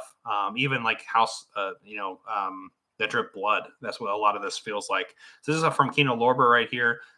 It is, I guess it's a later film for a lot of these legends, 1983, especially for like, Peter Cushing and John Carradine, who were in here. But, it's a fun movie. I liked a lot of the direction in here. It definitely felt like a oddball, movie with a lot of different people in it. And then eventually came about to where something crazy happens at the end, which, was just it was a fun ending. It was a fun movie. But definitely one of the weaker ones, maybe of the bunch that I had seen here. So, All right, now we're up to some zingers. A lot of these movies, except for I think the rest of the movies, I'll talk about the last movie that I hadn't seen before, and then we'll talk about all the movies that I have seen before. For the first, I've seen these movies before, but the first time I watched The Killer is One of 13, which is actually in the Jalo Volume One from Vinegar Syndrome, which I have. I don't have any of the other ones. I need to probably get them, but The Killer is One of 13. It's I guess is one of the forgotten Jalo films from this time period. It came out in 1973. Um, very interesting editing choices in this one. There was some weird sequences. I laughed a couple times just based on like the direction of it. But just like the title suggests, there's 13 people here that come to this really nice manor. This like I guess just this nice like big house. It's really lavish with a pool and all that stuff. Having dinner, but some people start killing each other, and you're trying to figure out who is the killer in this one. But it's a fun movie. It's definitely not a great movie, but it's definitely one to check out. But yeah, The Killer is One of 13. Was a fun time. So I'm glad Vinegar Syndrome put this out. I'll have to watch the other two movies in this set and see how it goes. Okay, so let's jump back into the chat here. It looks like KB says might break into an unopened Criterion. That's what you're going to be doing tonight. That sounds like fun. Let me know which Criterion if you do decide to jump into a movie. Dell says taking a break from movies tonight, but learning how to work the new phone I didn't want to buy today. Sorry, I had to get a new phone, man. Hopefully it's a it's a good upgrade, I suppose. Yeah, it's always fun having to deal with new phones. Let's see. Ronnie says a scary episode of Punky Brewster traumatized me as a kid. The kids get lost in the cave on a camping trip. There's a giant spider. The whole thing was very creepy. That sounds creepy, to be honest. I've not seen Punky Brewster, so I really don't know much about that show. So Steve says heavy dose of noir this month. That's it's Noirvember, so it's much more my thing than horror. I've already watched Gun Crazy and Double Indemnity. Excellent. I need to watch my Criterion 4K of Double Indemnity. So that looks like a lot of fun. Fish says thriller music video scared me. It scared me too. In fact, I should have brought that up in the 9 movies that scared me because I watched that when I was probably like 4 or 5 with my cousins. I remember staying in the living room. We had like a big pull-out couch that turned into a bed, so like all of us could like sleep there on the couch. And we watched that late one night. Just it was on like MTV probably. And man, oh man, did that scare the shit out of us. So we were pretty young. I'm the oldest cousin. So like I said, 4 or 5. So they were like, maybe I was like 6 or 7, and maybe they were like 3, 4, or 5. I don't know. Anyway, scared me nonetheless, regardless. Let's see. Pretty smooth sailing when it came to horror. A few jump scares here and there over the years. Yeah. Ronnie says, no real plan for movie watching for me the month other than exploring movies new to me, whatever looks interesting on the day, and unwatched Blu-rays in my collection. Yeah, I mean, hey, that's a good idea, honestly. I mean, with a lot of the things that we've all been watching, I'm sure, some of us are a little bit burnt out, but I'm definitely, still going to go strong myself. So Fish says, starting Kino November, myself with The Night of the Hunter. Hey, I just watched that myself, so I hope you enjoy that 4K because that is a phenomenal looking one. Steve says, I still remember Ola Ray in that sweater thriller video was awesome. Yes, it's great. It's a fantastic one. Okay, let's jump into the last bit of films here. Let me talk about a few other movies that I have here that I haven't like in front of me physically. Let's see, what else did I watch that I don't have in front of me? I did watch Killers of the Flower Moon, which you could consider a horror film, I suppose, just based on what is going on in the movie. But man, oh man, did I love that movie. Definitely one of Scorsese's best movies. It might be in the top 5. And I've only seen it once, but it left a really big impact. So I also watched the movie The Battery, which I know KB is here. We watched it together when I was up in Kansas City. It was an interesting zombie movie. It was a survival zombie movie. I guess it's directed by Jeremy something. I can't remember his name. But I enjoyed it. We picked the wrong pacing film to watch in the middle of the afternoon before a football game. So it was a very interesting choice, but I still enjoyed it though. So it was definitely a fun movie nonetheless. So The Battery, yeah, definitely recommend checking it out. It's a slow burn, but it's got some great acting in it and some good potential here as well. I also saw, I was just recently up in Chicago, and so I have a couple of movies that I watched streaming and a couple of physical releases. I was with my friend Chris, Figure Out Films. If you are not familiar with him, he used to be Hertastic Reviews, one of my best buddies. So I was able to watch I See You on streaming, and it was good. It's a home invasion movie. Guess it's not terribly like a scary movie, but it definitely has some twists and turns in it that you don't really see coming, which I thought was really fun. It came out a few years ago, and so that was a good thriller of sorts to watch. I also finally watched the Texas Chainsaw Massacre from 2022 last year. I enjoyed it. It's definitely still like a 2.5 out of 5. It's not a great movie, but it definitely has some really cool kills and some sequences that I will not forget. I can't believe that Leatherface got canceled on Facebook, Facebook Live, of course. So it was definitely a weird scenario, but love the ending of the movie too. Holy shit. Very gory, but yeah, definitely a fun movie. Some people hate it, so I can understand. So I definitely gave it in the middle of the road because that's what I feel like it actually is. And then the other movie that I don't have in front of me, which I've seen for the first, I've seen it before a couple times actually. It's a really great one. I don't know why I don't have it. I should definitely get it, but it is Reanimator. Love that movie. I don't know, like I said, I don't know why I don't have it, but it's just a fun time with some really great sequences, some really crazy Stuart Gordon, madness going on in the background. But Reanimator is just a fun time every single time you watch it, and it makes me want to just get like a green, a green fluid into a shot. Right, I need that just to wake up, I suppose. Ooh, having hiccups. Okay, looks like. Let's see. Steve says, Eddie's here. Hey, man. Sorry joining late. Hope you had a great Halloween. I did. I definitely did. Hope you did as well, my friend.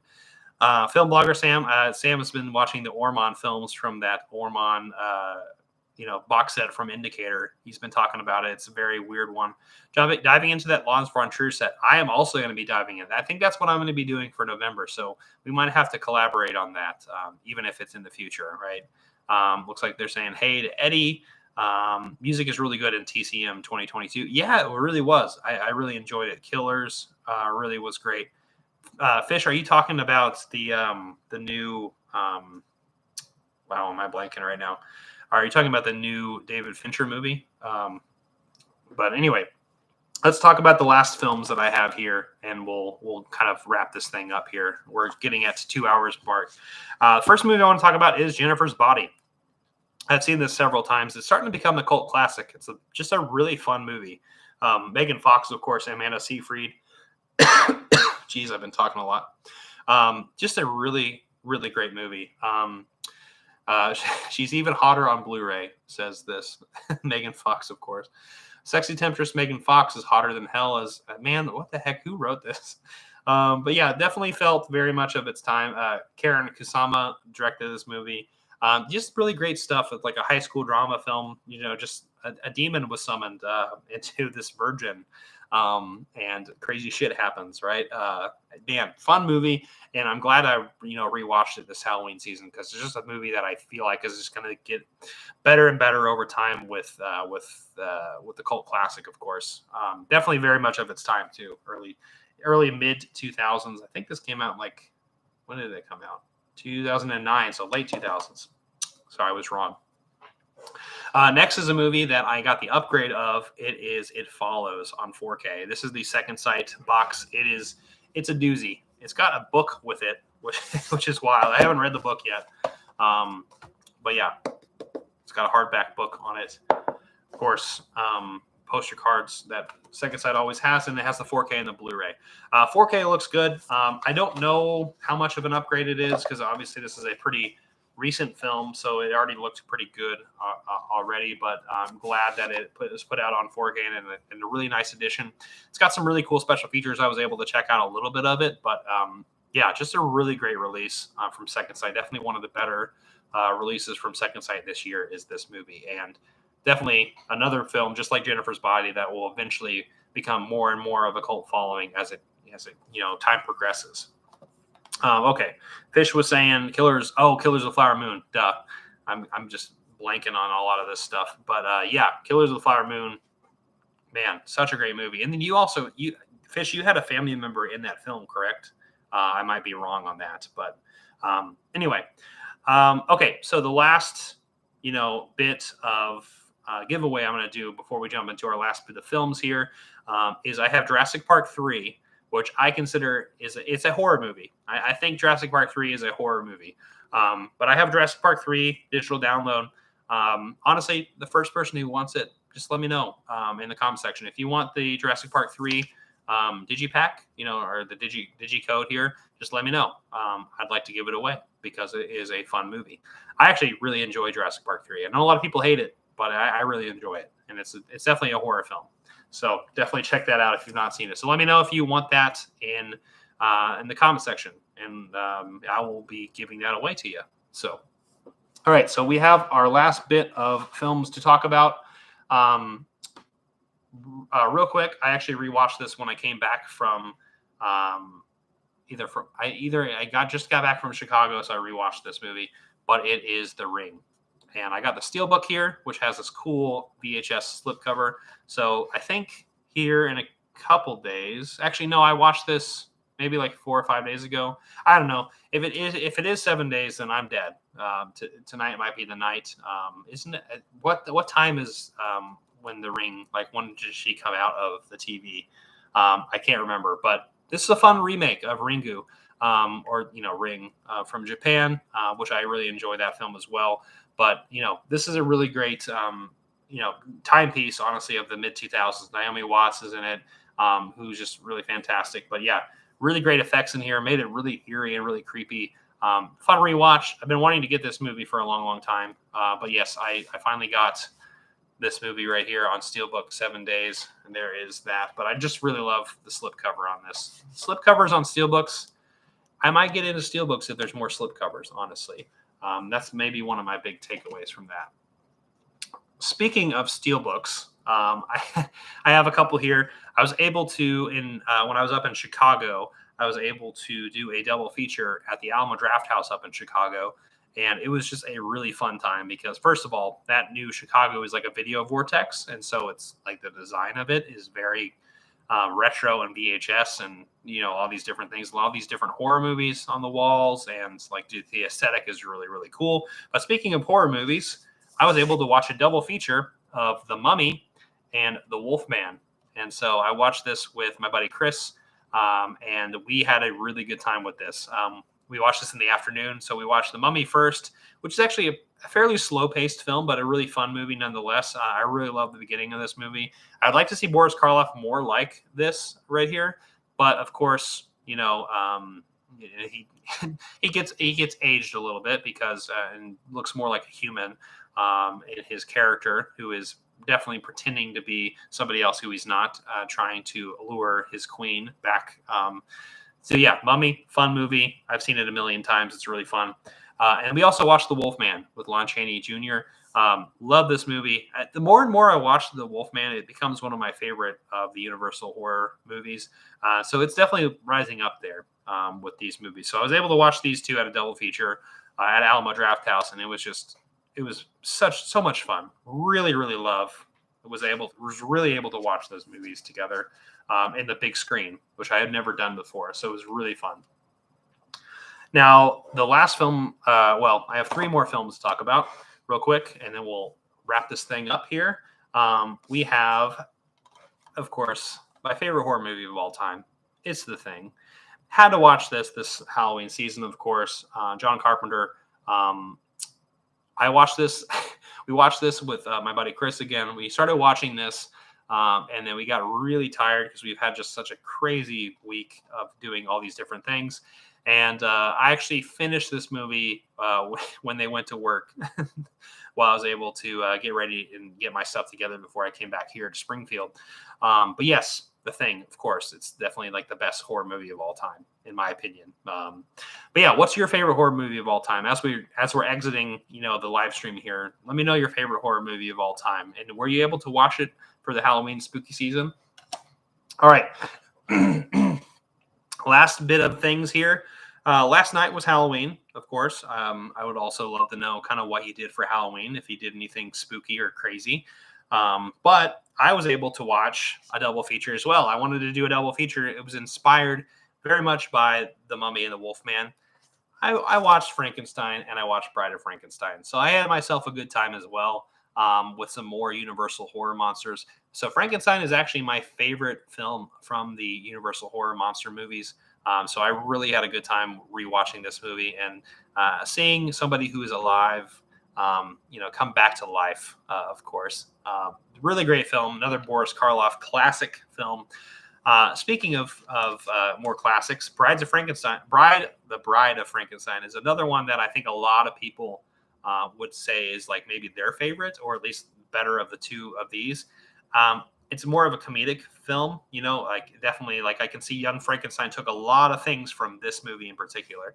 But I really love this movie a little bit more than this. And that's hard to say because they have different tones. This is actually pre-code too. So this movie has a lot of crazy shit in it that you don't expect from a movie this early. So, but yes, both really fun movies. I had a really good Halloween night. I was able to watch this, eat some candy, and dress up a little bit as well. But yes, this was the end of it here. I don't know if you were counting, but I only made it to 60 films. I didn't do 62. I feel really bad. So I almost made it to my 62 list, but I didn't. I was able to watch 60 movies here, which is an insane amount. Yeah, I cheated a little bit in terms of watching a few movies before October. I watched maybe like 6 movies before October. But at the same time, I really wanted to try to do this entire challenge here. But I had a really good time, even if I didn't make it all the way. I still had a really good time doing this 31 days of Halloween challenge, but like doubling it and being an insane person. That was a really fun time. Yeah, real quick, as we're exiting this whole entire thing, let me know what your Halloween night looked like. I'd like to know as we're exiting this entire thing. Let's see, as we're reading the final parts of this. Eddie says, It Follows was my first purchase from Second Sight. Love the cinematography and the score. I'm glad you're able to jump into that, because it's a great release, and It Follows is a great movie. It's going to be a classic one of these days. Fish says, yes, a cousin and my niece play Leo and Lily's daughter. Oh, wow. That's awesome. Did not know that. That's cool. Yes. So Fish, he has some family members who was in a Scorsese movie. That's amazing. I love that. And great movie. Great movie. Go watch Killers of a Flower Moon. So good. It needs to be watched more in theaters so Martin Scorsese can get some money and divvy it out and keep making films that are, worth watching in theaters, right? And save the cinema. I know that sounds like a spiel, but it's not. It's genuine. Steve says, I love those old Universal monster movies. Yeah, you can't beat them. They're just so much fun, honestly. Timeless, to be honest. Dell says, all-time favorite was Scream. Watched it during the summer, so I didn't watch it this October. Hey, it's understandable. That movie, I feel like you can watch it in the summer, so I completely understand that. Great movie. I need to watch the 4K. I still have that over there in the shelf. OG Nightmare on Elm Street is my favorite. That's a great one, Fish. I love when Johnny Depp gets sucked into that bed. It's really fun. Eddie says, for Halloween, I watched Arsenic and Old Lace. Ooh, fantastic film. Classic Cary Grant movie. What a zany horror film. I love that movie. That was a big surprise too for me when I first time I watched that movie. Dell says both are great, but I go with Bride ever so slightly over Frankenstein. See, I understand that. That makes sense, honestly. It's just, those movies are just both classics. Steve says Alien might be my favorite. That's good. Honestly, Alien is my favorite of the Alien franchise. Straight up fantastic atmospheric horror film. Love Geiger's scary sexual art out in the background of that whole film. It's just wild. Frankenstein is high on the list as well. Good, good, excellent. I watched 31 and it was a challenge for sure. I'm glad you were able to do that too. 31 is still like, that's like perfect, honestly. Like that is exactly the number you need to hit for this. Ronnie says 60 is still an admirable number. I appreciate that, Ronnie. And then Fish is finishing this out. Halloween 1, watched Halloween 4, Monster Squad, and Cobweb. Wow. Wow. So fantastic choices there. Laren's coming in. Hey, man. Saying hey to everybody. All right. Well, we're actually exiting here as we're finally closing off this live stream. I hope everyone enjoyed this crazy challenge of mine trying to watch 62 movies. I only made 60 movies, but I hope everyone enjoyed this live stream. I hope some people can get some codes here as well. Be sure if you are, jumping in on this, I hope everyone can, have yourself a good November as we're jumping into the next month. Hope you can enjoy some noirs or some Lars von Trier is what Sam and I will probably be doing, probably making ourselves have a bad time. But anyway, I want to say good night to everybody. I really appreciate everyone stopping by. This was a lot of fun. And now I'm tired. I'm going to go rest my voice. I'm going to watch some basketball. And I'm going to go to sleep. So that's what I'm going to be doing. So appreciate everybody. I will see everyone soon. I will share my adventures in Chicago shortly coming up this weekend. So that will be fun. So I hope everyone has a good night. And as always, I'm not jonesing around.